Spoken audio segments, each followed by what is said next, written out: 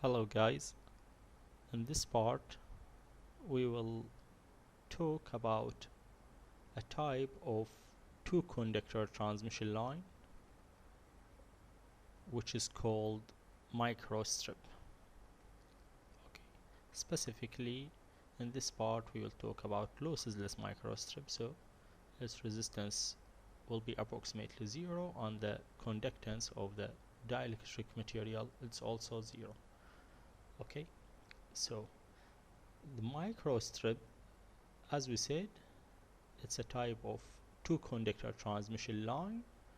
These two conductors, one of them will be as a ground plane and the other will be as a plane with a specific width and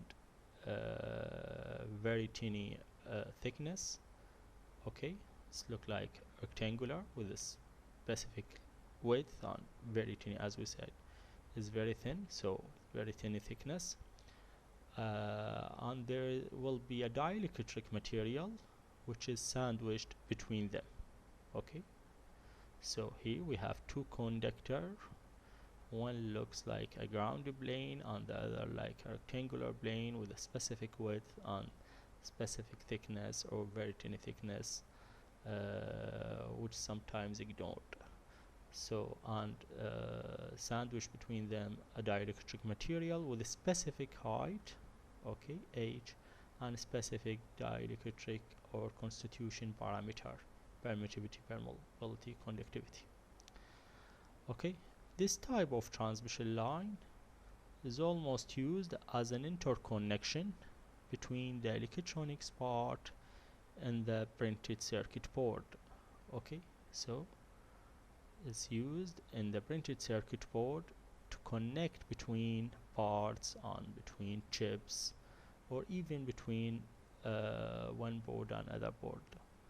Okay, and sometimes it's used to or the same approach of the microstrip is used to build new functional device like filter, coupler, even antenna, okay, which depend on the same theory of the microstrip transmission line. So the microstrip, this shape of transmission line, is almost used in printed circuit board, especially these which work with the high frequency electrical signal. Okay, RF printed circuit board or microwave or millimeter wave also. Okay, to connect between the parts and components and device on this board. So the analysis, or in the analysis of the microstrip, so we have very important parameters which are the width of the line, okay, and the height of the dielectric material. This is very important. So the ratio between the width and the height, this is very important. And the refractive index or the relative permittivity, or what's we called dielectric constant of the dielectric material. So there are three or two important parameter: the ratio between the width and the height, the ratio between the width of the conductor, line conductor, and the height of the dielectric material, the thickness of the dielectric material.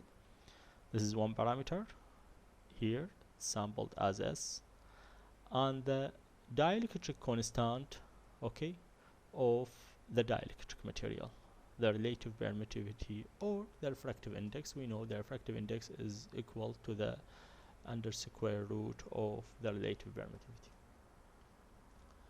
Okay, we know the phase velocity of the electromagnetic wave inside any media, any dielectric media, is equal to the speed of the electromagnetic in vacuum or in free space, which is approximately equal to 3 times 10 to the power 8 meter per second, divided by the refractive index of the dielectric material where the electromagnetic wave is propagated. Okay, or as we said, divided by the square root of the relative permittivity of this dielectric material. This square root same or is equal to the refractive index. So if we need to find the speed of or the phase velocity of the electromagnetic wave inside any material, we need to divide the speed of light in vacuum on the refractive index of this dielectric material. Okay, in case of the microstrip, okay, there will be a little bit different. The scenario is different here. Why? Sorry, because the geometry shape of the microstrip, and because the electric field which radiated from the source to the sink, from the line to the ground, okay, where this electric field and also the magnetic field, both of them will be existed, okay, in two different dielectric material, in the air and also in the dielectric material, or what we called substrate. Yeah, let me explain that. From now we will call this dielectric material as a substrate. So according to the geometry shape, or because of the geometry shape of the microstrip, the line on the ground plane, and the existence of the electric and magnetic field, okay, in different dielectric material, substrate and air.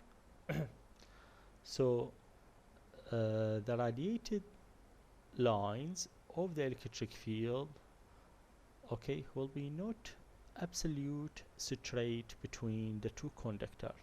Some of them, or many of them, will be curved between, will take shape of curve between the line and the ground plane. Okay, so according to that,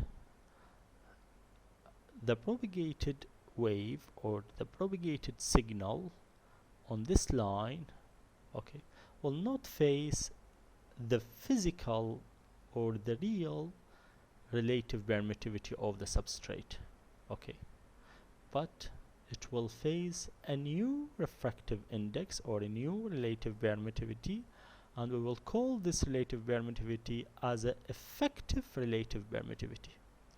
Okay, so in microstrip case there will be effective relative permittivity, and to calculate this effective relative permittivity we could use this formula, where epsilon sub r is the relative permittivity of the substrate and S represent the ratio, as we said, between width of the line and height of the substrate or thickness of the substrate.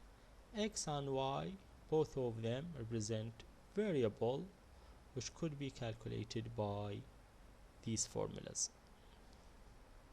Okay,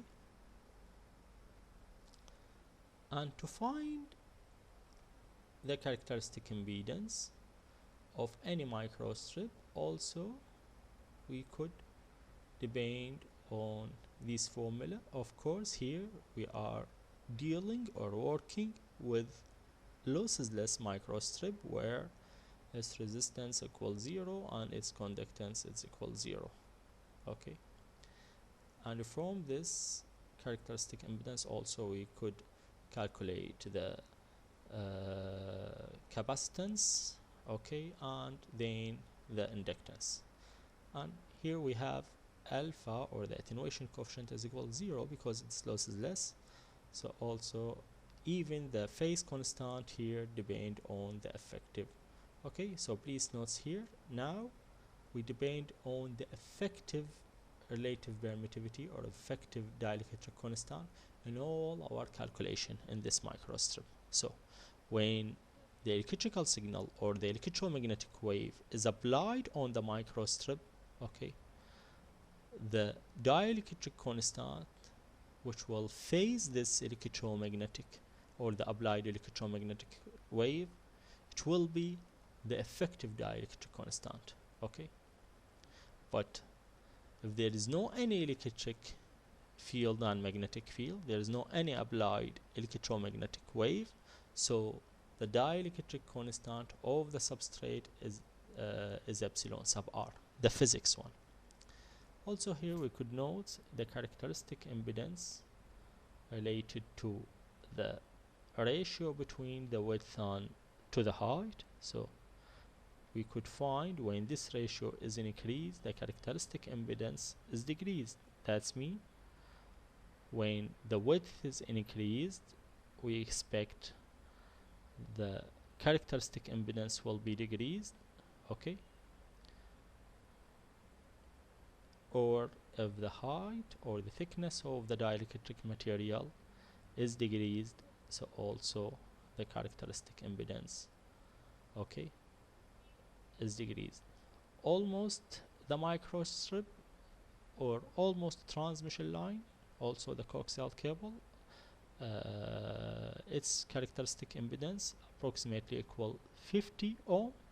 Some of them it's equal to 75, but almost of the microstrips is equal to the 50. So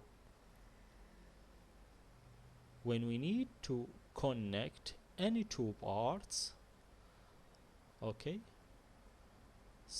for example oscillator which generate high frequency signal, okay, with any other device or component, connect them by the microstrip.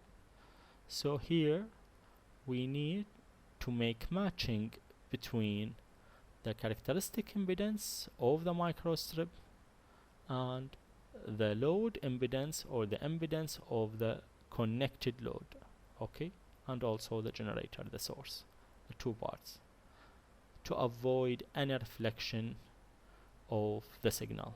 So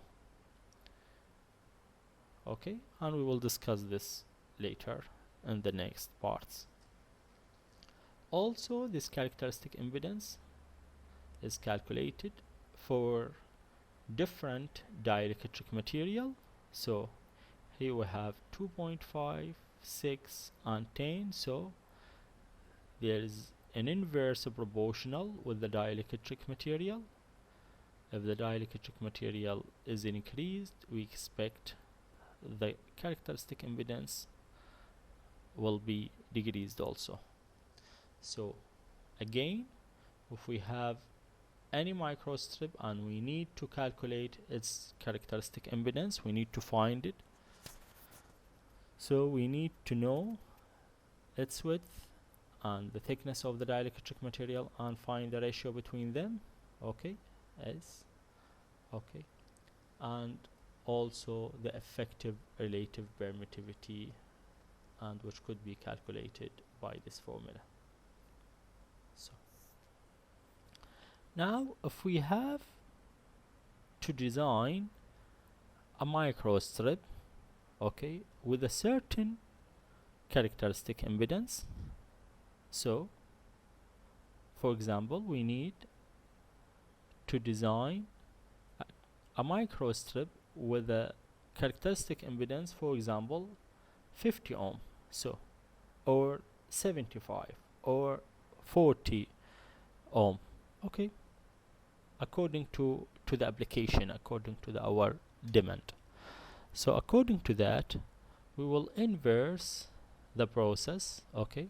So we have the value, the desired value of the characteristic impedance, and according to that we will need to find the ratio between the width and the height, okay, to build this microstrip.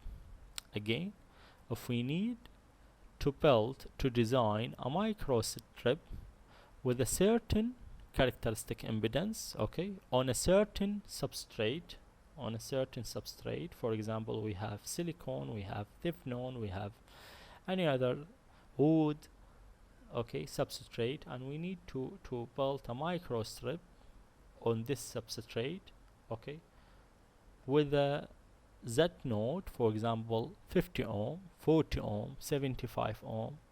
So we will use this value, the desired value of the characteristic impedance, to find, and also the physics relative permittivity to find the ratio between the width to the height, and then build or fabricate or design the desired microstrip. Okay, and so we could use any of this formula according to the value of the Z node. We could use any of these formula to design microstrip with a certain Z node on a certain dielectric material. Okay, so for example, here we have 50 ohm microstrip, okay, built on 0.5 millimeter thickness, okay, sapphire substrate. So this is the type of the substrate, which is the relative permittivity, the physics relative permittivity, it's equal to the 9, and its thickness h is equal to 0.5 millimeter. Okay, so we have microstrip on this substrate with 50 ohm. So what's the width of its cover strip? The microstrip is made or is fabricated from copper. Okay, so we need to find its width. Okay, we need to find its width. So first here specified which formula we could use to find. That's depend on the if our Z node is larger than this value, or sorry, smaller than this value, or larger than this value, this formula. So we need to make calculation here. Okay, and here we will find our Z node, which is also 50, so definitely it's larger than 44 minus relative permittivity square, or relative permittivity, sorry, multiplied by 2. So it's larger, so we will use this formula to find the width. So here we will find the B, this is just parameter, and then use it to find the S, and at the final the width is 0.53 millimeter. 0.53 millimeter. Okay, and to check our calculations here, we could use the same ratio, okay, and the effective relative permittivity, and find the Z node. Okay, we will inverse the process. Now we have the width, we have h, the thickness, and we have the relative permittivity. So we could inverse the process and calculate the Z node. So as doing here, okay, the Z node is equal to 49.93, so it's very close to the 50 ohm. Okay, so I think it is good for microstrip to here. Okay, see you in the next part.